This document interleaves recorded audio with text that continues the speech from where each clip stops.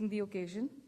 Honorable CIM Sir, thank you always for leading us and encouraging us. Secretary Anurag Jain Sir, for motivating us.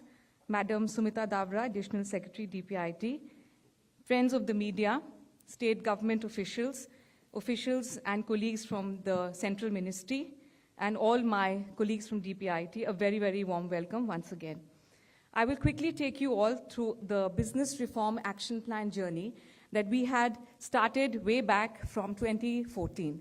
It was December 2014 when the chief secretaries, there was a conference and they sat together, and because of a collective decision, it was decided to undertake the Business Reforms Action Plan to include 285 reforms since then. And since then, this journey has been based on more and more maturity and the ability and the priority of reforms that were wanted to be undertaken by both the Government of India and the state governments. Each of the reform areas and the action plan covers action plans that are given in detail, the requirements of that reform, and with specific areas and sub-areas, and with a very detailed, defined assessment methodology. And there is a booklet, which is an implementation guide that is shared with the state governments and the UT administrations, and a very defined, transparent ranking methodology. Next, please. The BRAP has certain key mandates across all the reform areas.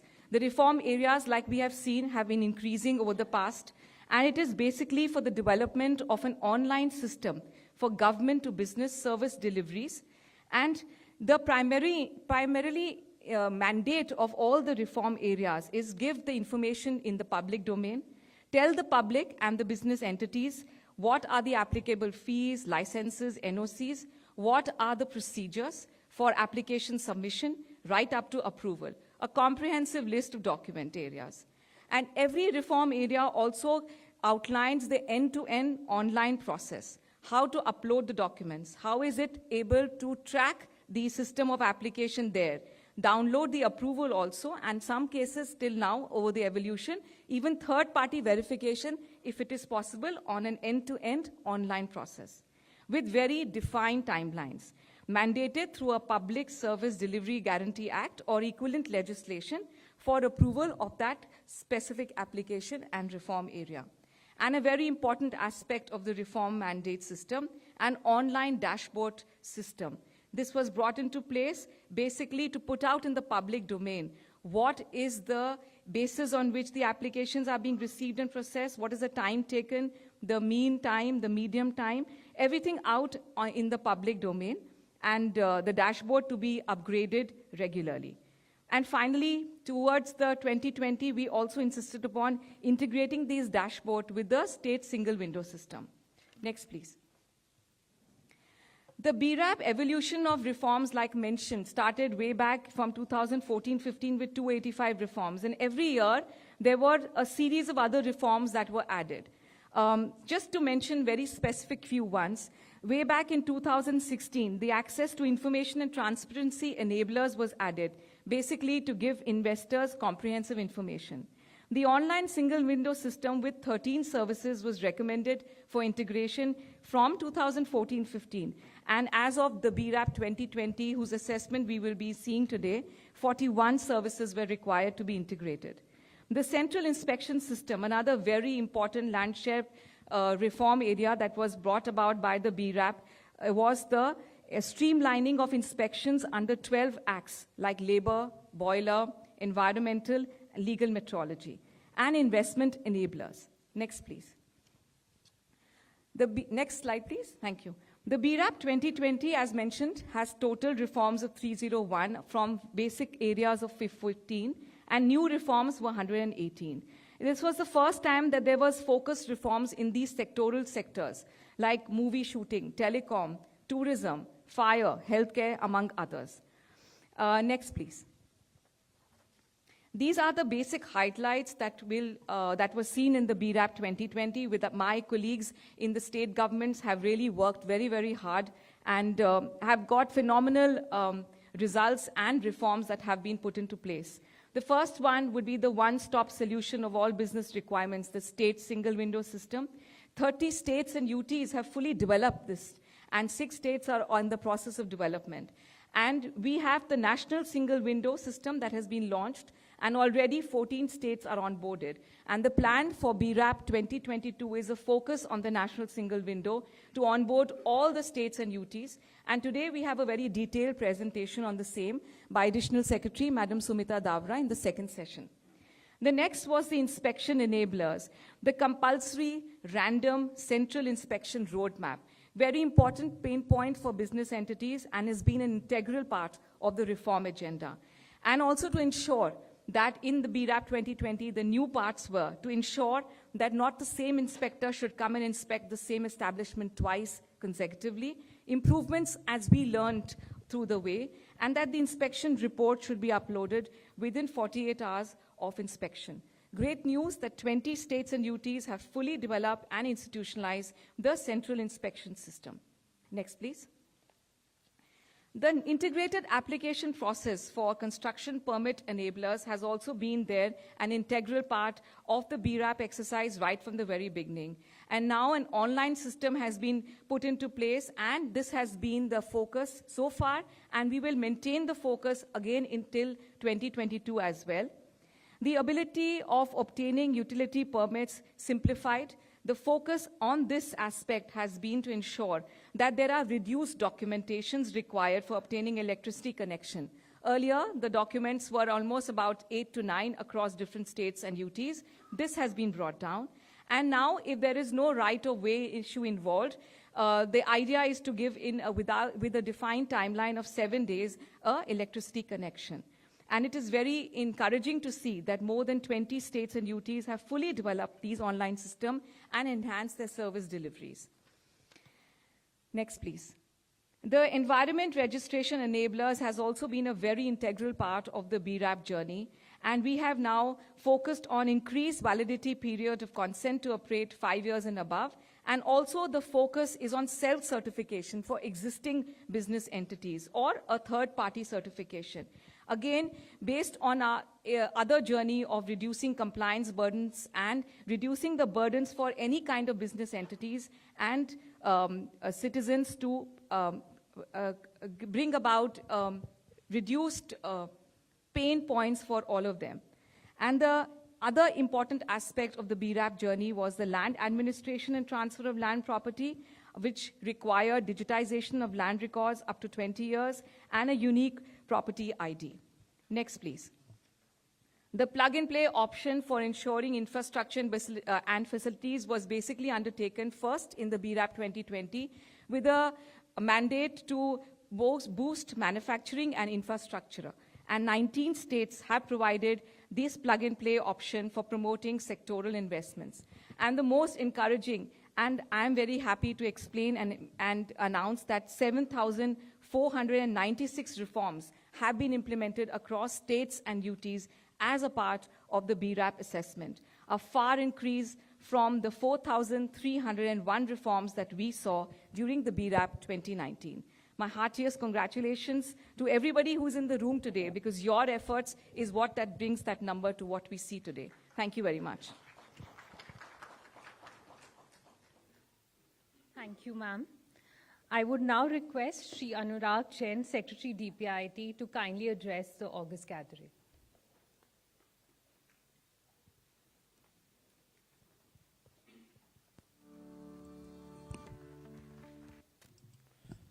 Honorable Finance Minister Nirmala Sitharaman ji, Honorable Commerce and Industries Minister Piyush Goyal ji, my colleagues Sumita Davra, Manmeet Nanda, who has so ably marshaled this whole effort, colleagues from the states, media, and all other invited guests.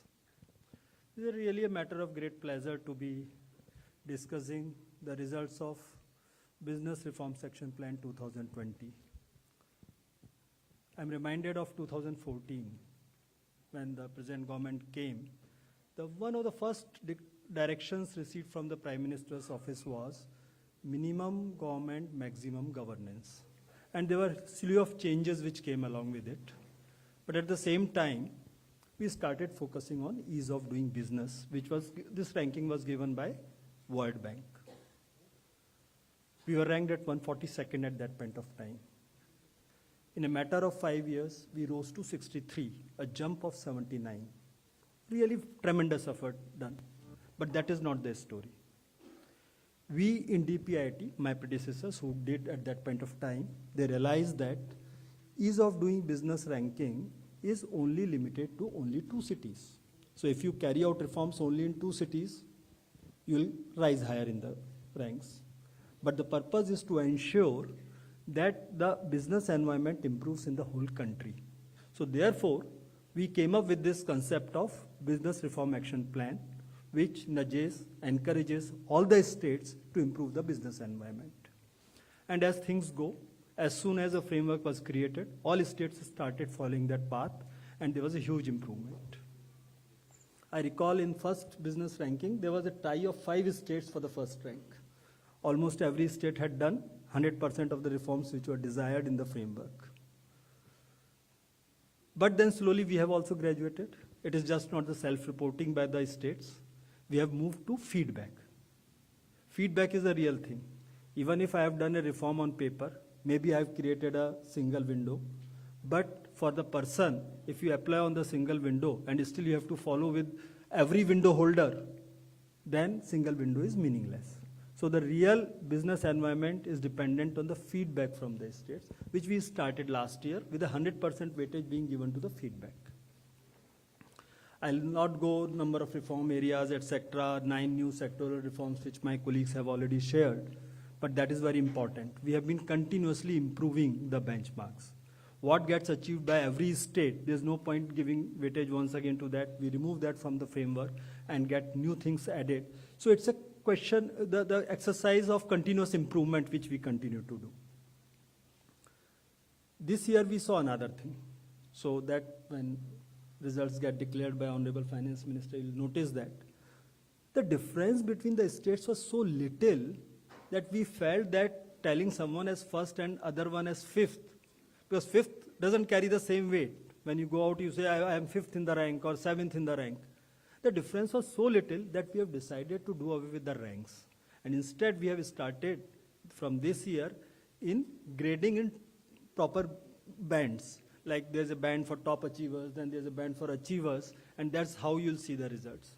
Because the fact of life is, and we'll not be even telling the results, who is ranked number 1 or 2, because we'll just be telling the categories. The purpose is, number 1 rank and number 3 rank is difference is less than 1 percentage point, which is based on feedback. So if somebody has given some minor thing, otherwise the other reforms have been done. Incidentally, even in the second category, when we talk about achievers, most of the reforms have been done. It is only a difference in the feedback which has led to a slightly lower valuation, which we also realized because this year was a corona year. Maybe the message with the people was not there that you would be asked on the feedback. So a minor difference. So to my understanding, even in the top category of top achievers and even in the category of achievers, there's hardly any difference. So which is a very good news for the country. Frankly speaking, as Secretary DPIT, what I would like, that every state is in the top achievers. Means whatever benchmark we have set up for ourselves has been achieved by every state. And that's the good news. So that is what we would be driving at. So therefore, from this year, we have changed that system. We have also institutionalized the whole calendar, which after the first session when the Honorable Finance Minister and Honorable CIM leaves, thereafter Manmeet will carry one more session with the states to explain and discuss the reform action plan for 2022. We have been engaging with you by and large. I myself chaired 2 meetings on the video conference, but still the final touch-up will be given today with Manmeet in the discussion with all the states. But what we also propose to do, the whole calendar will get institutionalized this year. So every year you will have the same dates, etc., so that states are sure what is going to happen. This year, I must thank Honorable Finance Minister. She is sitting here. She gave such a huge thrust on PM Gati Shakti in her budget. And that's a very good news for the business. Feedback from the businesses, ma'am, is that we have done a lot on ease of doing business. Of course, there are certain states which still work needs to be done, but in major states, a lot of good work has been done. Now we need to bother about the cost of doing business. And for cost of doing business, one important cost which comes into play is the logistic cost. People tell us that the logistic cost in India is 13%, 14%, and we need to do something about it. So under PM Gati Shakti program, one of the stated objectives is to reduce the cost of logistics in the country to the benchmark of about 8-9%, which is world over. Of course, we should also know that when you talk about the cost of logistics, world calculates it in terms of percentages. So cost of logistics for agriculture cannot be same for as it is for electronics. Finally, the cost is per ton per kilometer. So if in my economic mix, my contribution of agriculture is more or volume is more per unit value of the product, then the cost of logistics as a percentage tends to be higher. So we need to look holistically what we need to do, but still there are a lot of improvements possible. And under PM Gati Shakti program, it is whole of government approach which is working. Today is not the session for PM Gati Shakti, but we have also engaged with the states on PM Gati Shakti, and there was a Chief Secretary's conference recently. So now all Chief Secretaries seem very energized. All of them gave very, very positive feedback about PM Gati Shakti. The way we are working, it will improve, make the infrastructure multimodal. Transition from one particular mode to another will be seamless. We are also, as part of logistic policy, working out details that it will be possible to transport things using single document. Like today you need a separate documentation for trucks, separate documentation for rails, separate documentation for shipping. Single document, seamlessly connected, digitalized system, that is the kind of area we are driving at.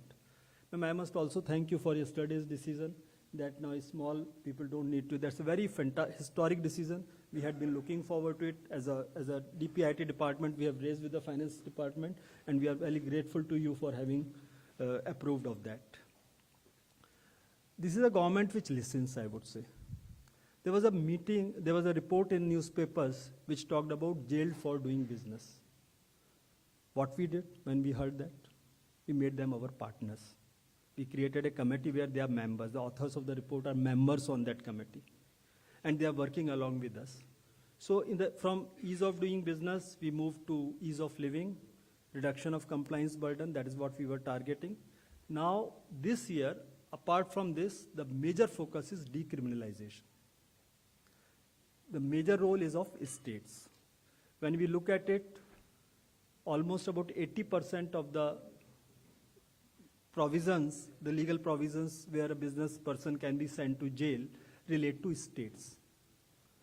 There are 5-6 states which the total number of provisions exceeds 1,000. So we have already requested all the state governments, and we are continuously working again. Here I'll take this opportunity to request all of you to look very closely at decriminalization. In our communications, we have been requesting you to complete this exercise by 15th of August as the government, as the country enters into 75th year of celebration of independence. We must remove all these minor violations for which a person can be jailed. The way we look at decriminalization, if the violation is not serious enough, it can be left out, please remove it completely. If you think that is not possible, we can convert it to a penalty, a civil penalty. You don't need to clog your courts. Maybe we can make it compoundable. Maybe we can make it departmental penalty kind of a system which Corporate Affairs has done. Fantastic work has been done by the Ministry of Mines and Department of Corporate Affairs. They have decriminalized a lot of issues. So this is the way to go forward. Under labor law, I know that unless everything happens together, we can't push it. All 36 states and UTs have to come on board. But in the meanwhile, what some states have done, they have brought in their state legislation, state amendments, like Gujarat, Rajasthan, Maharashtra. They have brought in state amendments and decriminalized a lot of provisions. The biggest problem was the general clause. General clause said that if there is a violation of any rule, you can be jailed for 1 year. So by putting this amendment, these states, what they have done, they have removed this general clause, and rest of it, of course, will have to follow when the courts actually get implemented. But that has removed a lot of provisions for going to jail. Another important point which came out in Manmeet's presentation is single window. Sumita is sitting here, she is driving the project for National Single Window. That is something which can be transformational. I would request all states, to my understanding, 16 states have already come on board. Rest of the states need to come on board. We are trying to create a system. Anybody who has seen the National Single Window would know that there is a provision for know your approvals. So this is something which businesses always used to find it very difficult. What all approvals do we need? It's a fantastic tool. And then those 16 states which are already integrated to this National Single Window, an investor sitting, say, in US or Europe or anywhere, can actually apply and get the land allotted. Of course, nobody will do that without seeing even once. But to my understanding, how a business gets done, a person comes, sees 3, 4, 5 alternative sites, goes back, and till now he had to come back again to actually do the investment and make the actual purchase. But once you have seen everything, you go back and you take a decision, and then sitting online, you purchase your land, you book your land, whatever you want. So that's possible. This seamless integration of the state and the National Single Window is the way to go forward. So I would request all the states present here today to take it up as a top priority agenda, because that will be a really transformational step in ease of doing business. We have to work together if we want to improve the ease of doing business, if we want to bring in investments. There's no other way but to work together. I am sure the kind of work which we have been working together, we will continue to do again in the same fashion. And I thank all the states for being our partners, and let us create a better business environment for the country. Thank you.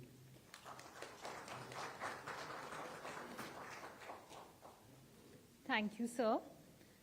As Secretary Sir explained, DPIIT has undertaken a feedback-based exercise wherein feedback was taken from businesses on the quality of implementation of reforms carried out by the states and union territories. The feedback scores have been used to assess the states and union territories in terms of reform implementation. It is my pleasure and privilege to now request the Honorable Minister of Finance and Corporate Affairs, Srimati Nirmala Sitharamanji, to kindly release the assessment of states and union territories under the Business Reforms Action Plan 2020 by pressing the remote button. I request other dignitaries on the dais to also kindly join in. It may please be noted that states and union territories are organized in an alphabetical order in each category. States scoring more than 90% are the top achievers. Those scoring between 80 to 90% are the achievers. States scoring between 50 to 80% are the aspirers. States and union territories scoring below 50% are the emerging business ecosystems.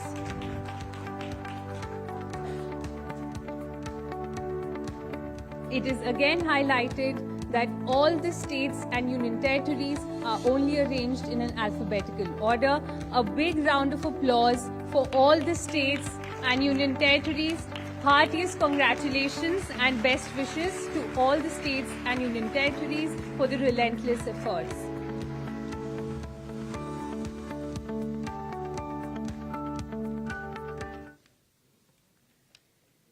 It is my honor to now request the Honorable Union Minister for Commerce and Industry, Consumer Affairs, Food and Public Distribution and Textiles, Shri Piyush Goyal ji, to kindly address the August gathering.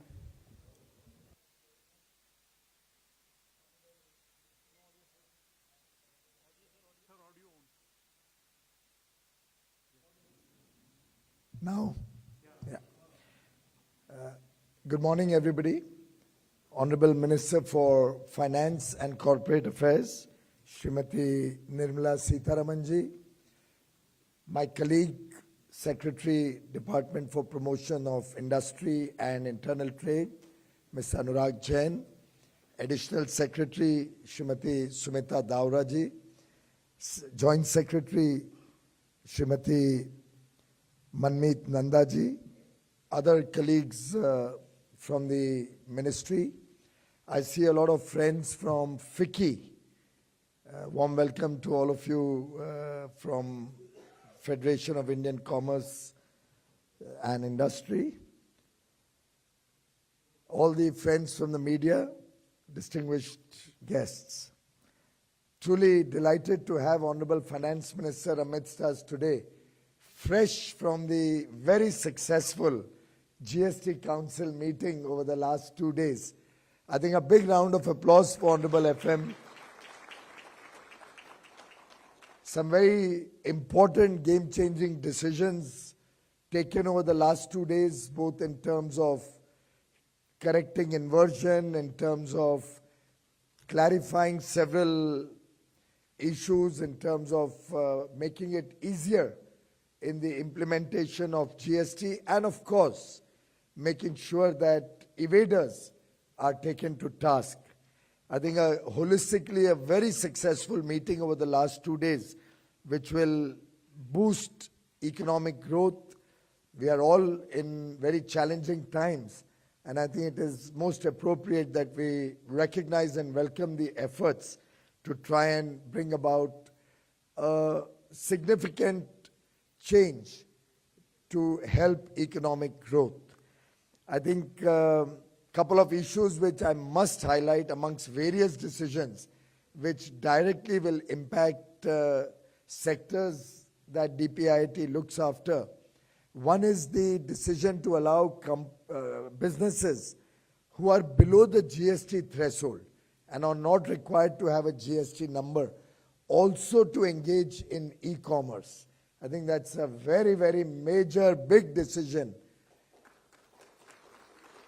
which will help the e-commerce ecosystem, but more importantly, help small businesses benefit from the growing e-commerce business in the country. One big advantage of that is also for the handicrafts and handloom sector and the small textile sector. Another big advantage is the small retailers who are very keen to engage with e-commerce, and given the fact that the Government of India is already actively working on the Open Network for Digital Commerce, ONDC network, which will allow different platforms to talk to each other, to engage with each other, and give consumer wider choice in purchasing of goods and services.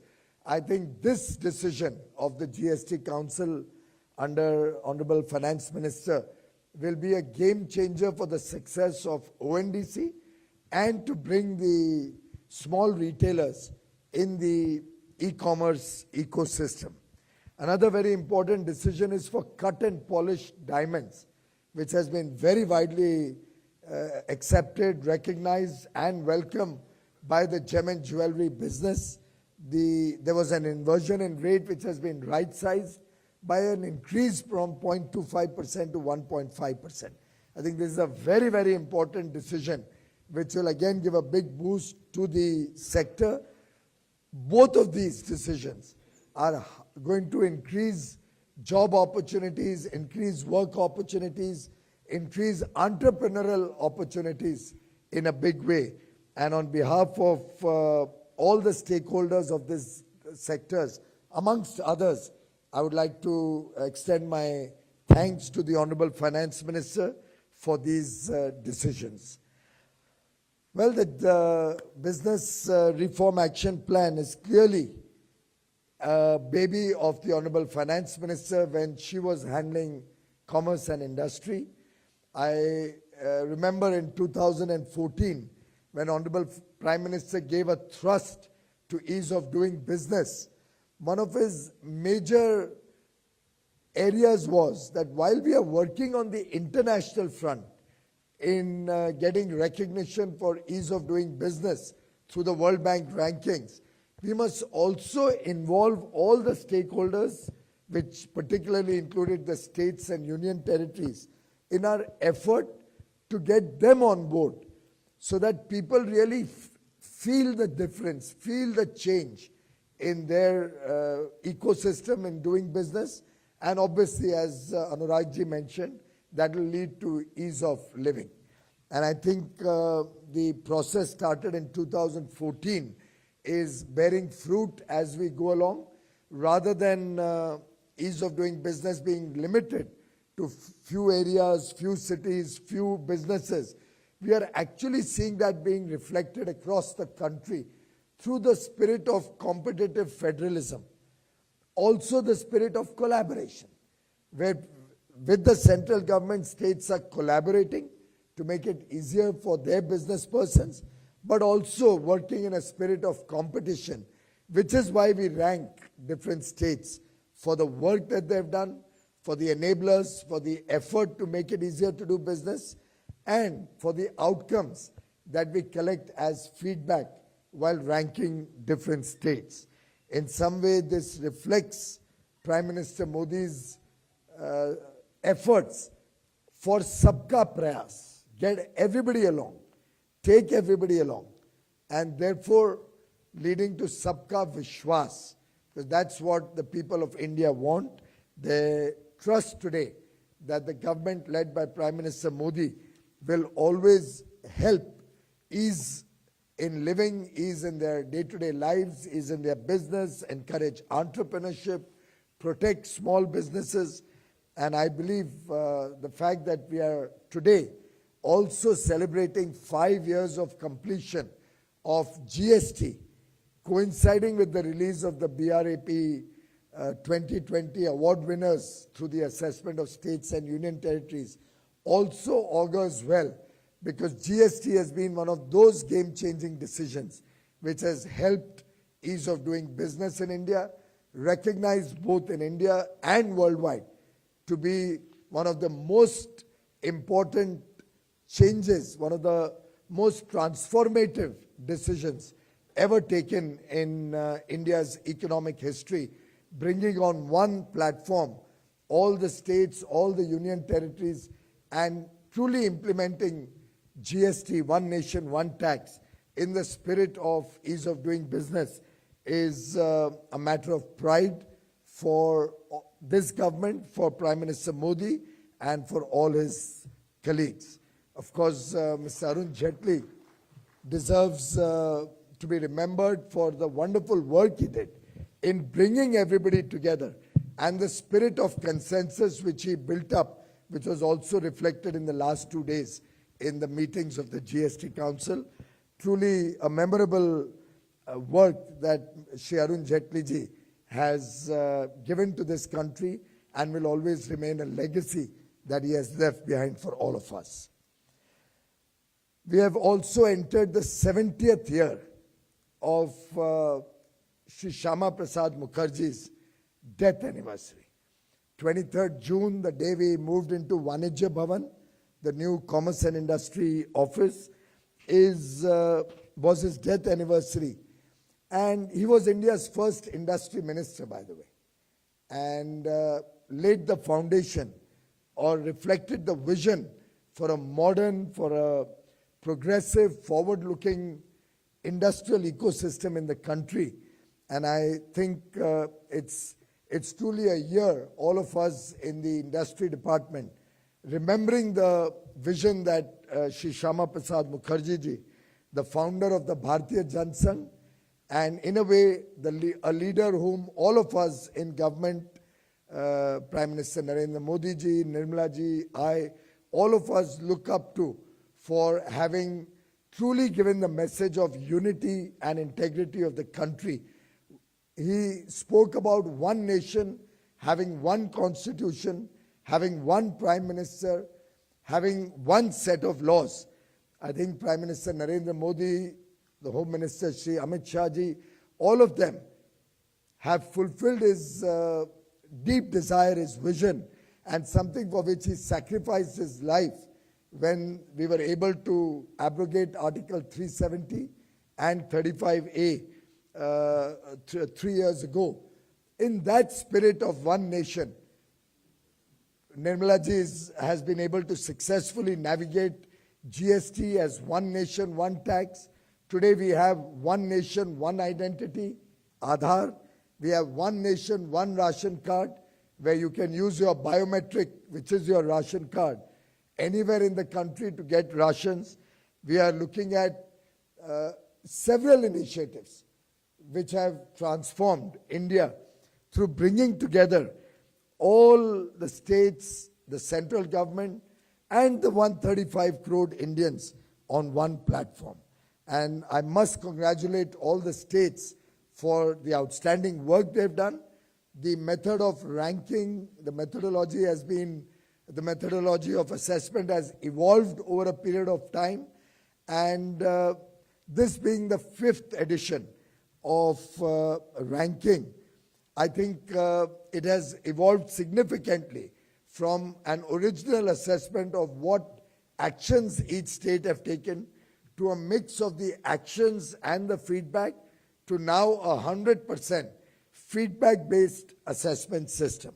We have also been able to improvise the feedback systems in consultation with the states, taking their inputs, making it more multilingual, involving their officials in the entire process. And we also believe that the time was now ripe that instead of just a pure number ranking, we should look at encouraging the states through a more collective framework where we are looking at top achievers, super achievers, the regular achievers, and then of course the people who need to really push up their ecosystem going forward. But some of the ideas, the bold reforms different states have taken are very, very encouraging. I mean, Goa, for example, decided to have melas for verification under legal metrology so that the concerns that many times small businesses have of not being given a fair chance to address any problems that may be there in legal metrology are taken into account, and a more transparent and collective mechanism be created for verification, which is more transparent and people cannot misuse it. Similarly, today Assam has 300 plus services on a single window. The DPIIT focuses on 41 services. Assam has taken it to the next level with 300 services. And then of course now the national single window, about which we'll have a session in the second half after the inaugural, where the national single window will be discussed in context of the BRAP, and we'll look at faster integration of all the various single windows into one single window. Similarly, Tripura, I'm talking about the small states to reflect on how much even small states are doing. The bigger states are of course doing wonderful work. States like Uttar Pradesh have done phenomenal work in the last 3 or 4 years. But I think even a state like Tripura has been able to fully institutionalize the central inspection system and has ensured a joint inspection to make sure that inspection is very transparent and very fair. I think the Prime Minister's vision and his commitment towards investments, promoting jobs, job creation, work opportunities, and prosperity for 135 crore Indians encourages us as we work towards a new India, नई सोच के साथ नए भारत के प्रति जिस तरीके से देश तेज गति से प्रगति कर रहा है, जिस गति से भारत में बदलाव आ रहा है, जिस गति से रिफॉर्म, ट्रांसफॉर्म, परफॉर्म की भावना को लेके भारत में नई चीजों को आगे बढ़ावा दिया जा रहा है। मैं समझता हूँ वर्ल्ड बैंक ने अपनी रैंकिंग बंद कर दियो और उसमें भी बड़ी भारी वृद्धि हुई, 142 से 63, 79 रैंक्स की वृद्धि सिर्फ 5 वर्ष, 4-4.5 वर्षों में भारत ने की। उसके लिए उसमें अधिकांश समय माननीय वित्त मंत्री, वाणिज्य मंत्री भी थी, उद्योग मंत्री भी थी। मैं समझता हूँ वो बड़ा छलांग और आगे सुधरता, पर एक पड़ोसी देश ने कुछ गलत काम करने के कारण वो तो डिसकंटिन्यू हो गया। पर मुझे खुशी है कि भारत के अंदर हमने इस स्पर्धा को चालू रखा है, स्टेट्स की रैंकिंग निरंतर चल रही है और मेरी उम्मीद है कि इसके कारण जो हमारा उद्योग जगत है, जो हमारे उद्यमी हैं, उनको अवश्य बदलाव महसूस हो रहा होगा। उनके व्यापार करने के, उनके उद्योग चलाने में सरलता महसूस करते होंगे और आगे भी चल के ये प्रयास पूरे जोश के साथ चलता रहेगा। आप सब भी हमें फीडबैक देते रहें, मीडिया के भी हमारे बंधु हमें लगातार फीडबैक देते भी रहे हैं, आगे भी देते रहेंगे। इस आशा के साथ आप सब आज आए, उसके लिए आपका बहुत बहुत धन्यवाद।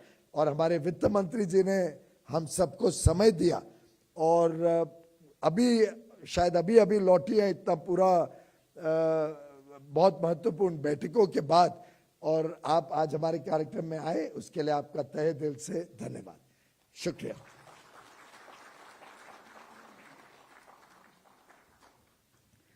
Thank you so much, sir. I'm privileged to now request the Honorable Union Minister for Finance and Corporate Affairs to deliver the special address.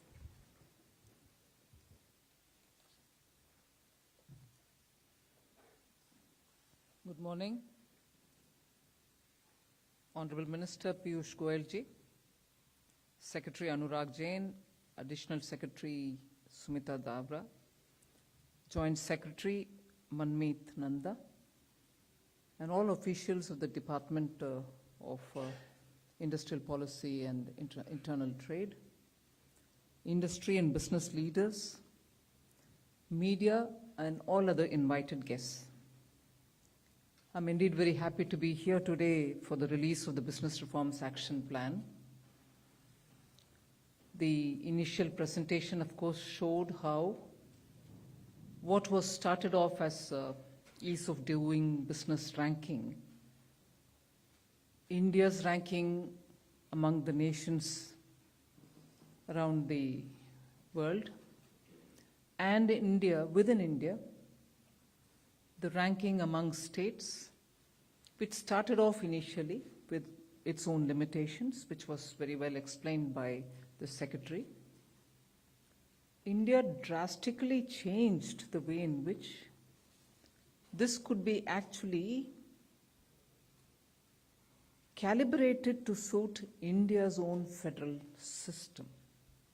So it was not just going to be on phone calls made by random people to random industries in just two metropolitan towns of Mumbai and Delhi, but it had to be also across the country. A country of India's size couldn't be represented by industries who are just located in Delhi and Mumbai. So it was to be expanded. And also it wasn't just going to be on telephonic interview of taking the feedback from a few business leaders, however right they may be, but it had to be also a two-way process of actually what is being felt by the industry when they really have to work together with the regulators or with the system.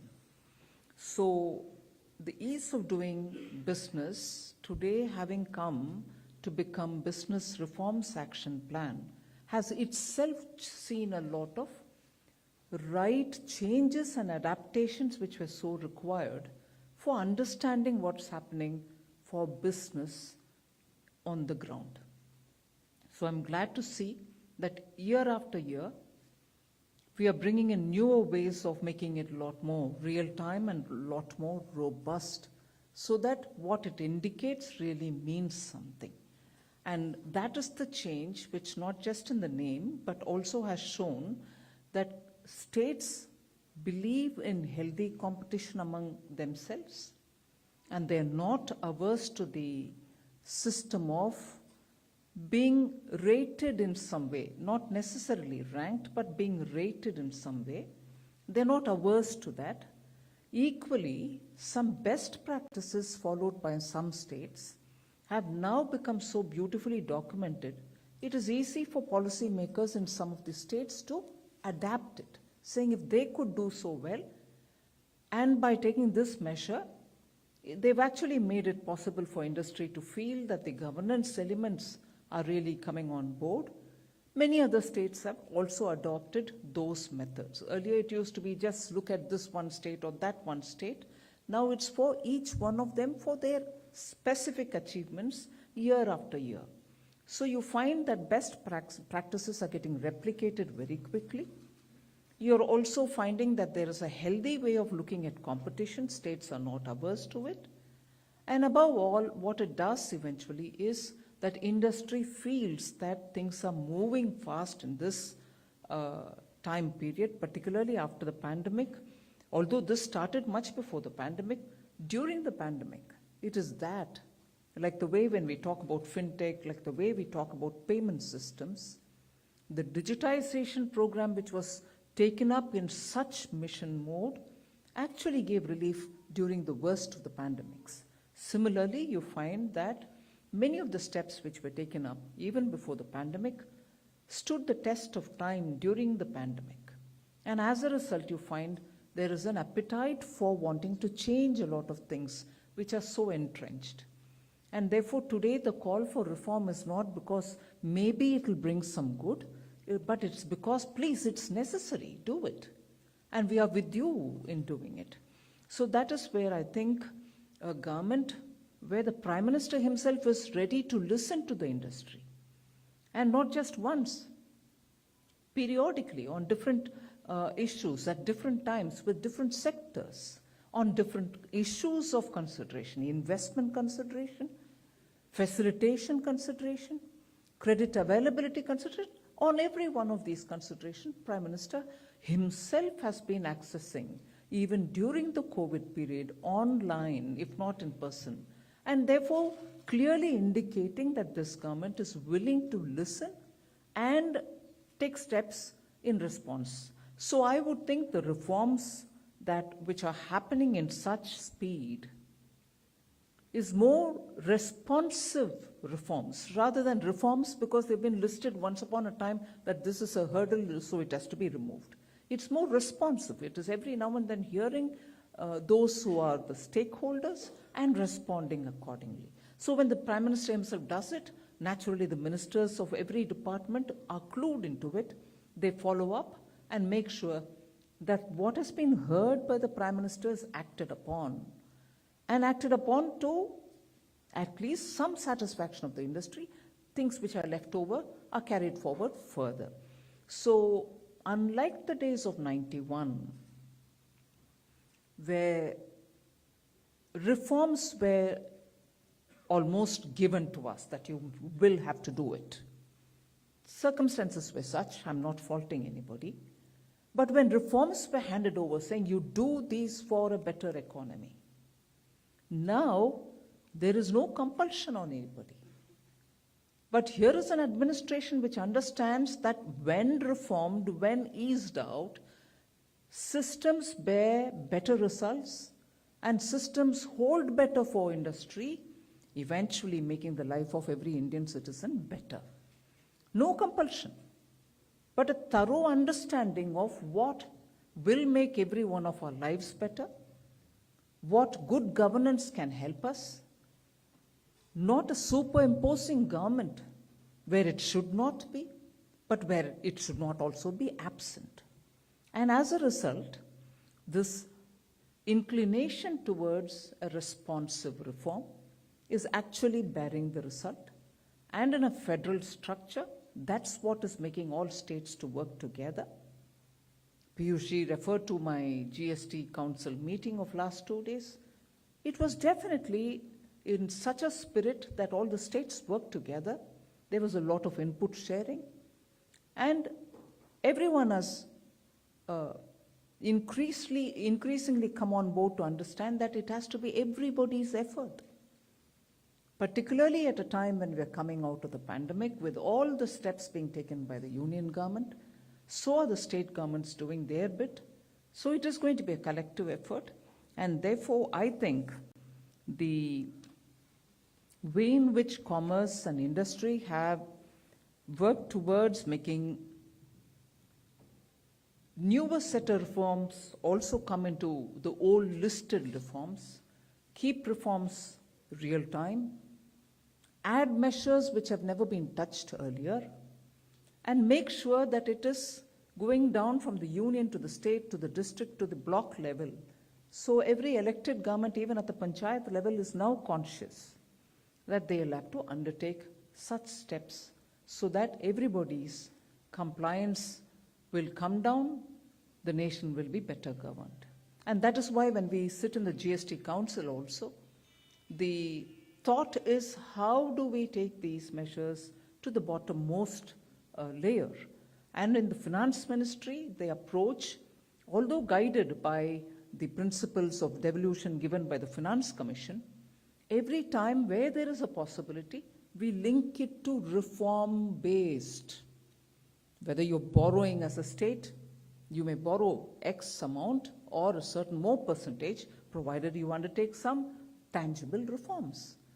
Unless we have this approach of nudge people to do it, it's very difficult to achieve by one diktat, by one order, by one office memorandum. And therefore, this element of nudge is brought into every layer of administration that states today understand the need for reforms. And one last point, which I'd certainly say for government and each of the department, and for the industry separately, is it's fine for the Prime Minister, it's fine for the ministers, it's fine for government to interact with the states, and also between them talk about what reforms actually can give us or deliver for us. But I think there is also a need for capacity to be built. At least I can speak for the Department of Revenue, which, in the name of wanting to bring efficiency in revenue collection, has spent a lot of time with the states to improve and build capacities. And that is why you find when the GST collection is going up, it's going up not just because people are paying more tax, but also loopholes are plugged. And also newer, unrolled, unregistered, unassessed people are coming on board, so that is happening. Now, if that kind of capacity building towards a comprehensive approach has to be made from the states, many of the states would still need that hand-holding. And I would think it should be part of Business Reforms Action Plan to have a layer of capacity building at various different levels of administration, be it the panchayat, be it the states, and of course, still with the state governments.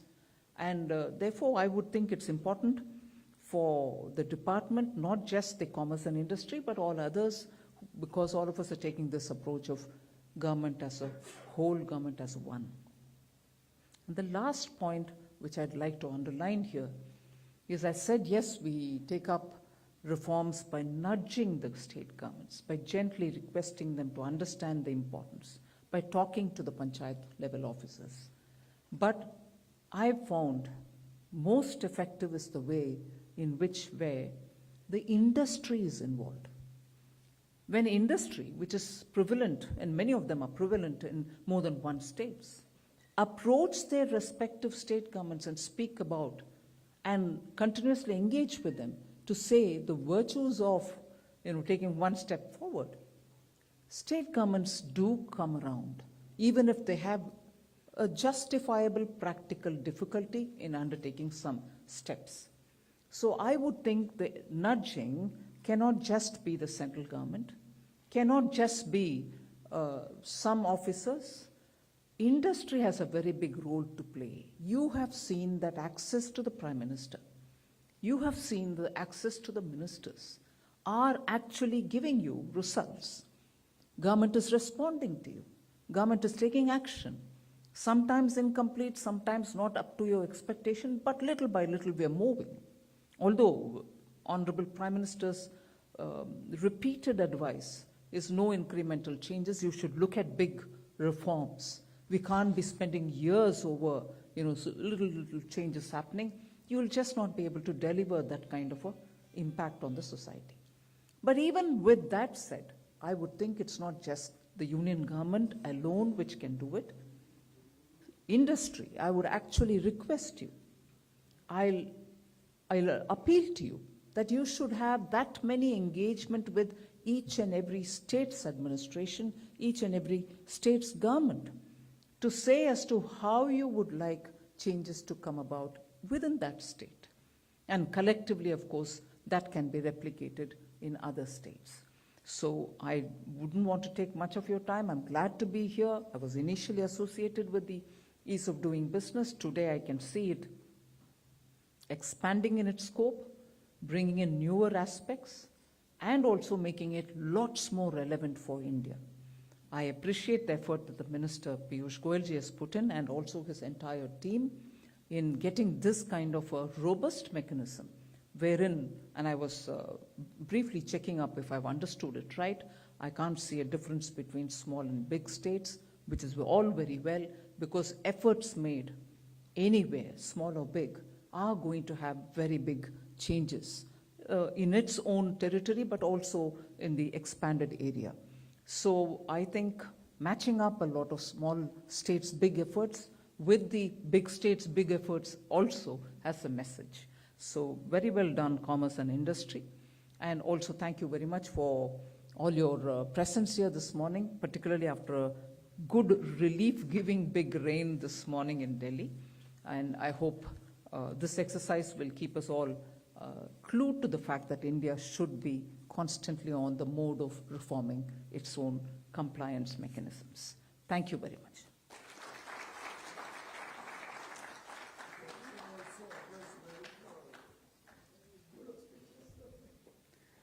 Thank you, ma'am.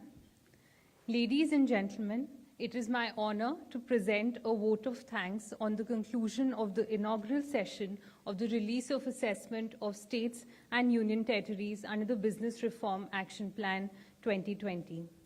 On behalf of DPIIT, I would like to convey sincere gratitude to the Honorable Minister of Finance and Corporate Affairs, Srimati Nirmala Sitharamanji, for gracing the occasion as a chief guest. As DPIIT is determined to enhance ease of doing business and ease of living with active participation from various ministries, states, and other stakeholders, ma'am, your address has deeply inspired and motivated us. We assure you, ma'am, that DPIIT will spare no effort in spearheading this initiative and achieving the collective objective of making India the most favored investment destination across the globe. We thank you, ma'am, for kindly releasing the assessment of states and union territories under the Business Reforms Action Plan 2020. I extend our sincere gratitude to the Honorable Union Minister for Commerce and Industry, Consumer Affairs, Food and Public Distribution, and Textiles, Shri Piyush Goyal ji, for his kind presence, his insightful address, and his continued guidance and support to DPIIT. I would like to extend warm thanks to each of the distinguished participants. Your presence today has a source of great encouragement to us. I would like to also especially thank the representatives from industry associations on directions of Honorable CIM, from CII, FICCI, and PhD Chamber of Commerce. Without your valuable inputs and your participation, our reform journey is incomplete. Last but not the least, I would like to thank each member of the Ease of Doing Business team at DPIIT for successfully putting together this program today. With that, on behalf of DPIIT, I once again thank the Honorable Union Ministers for being here with us today. Thank you, sir. Thank you, ma'am.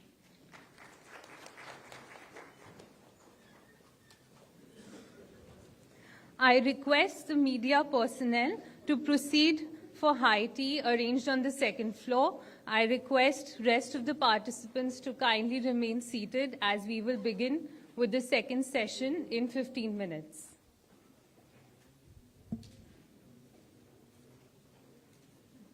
Thank you very much.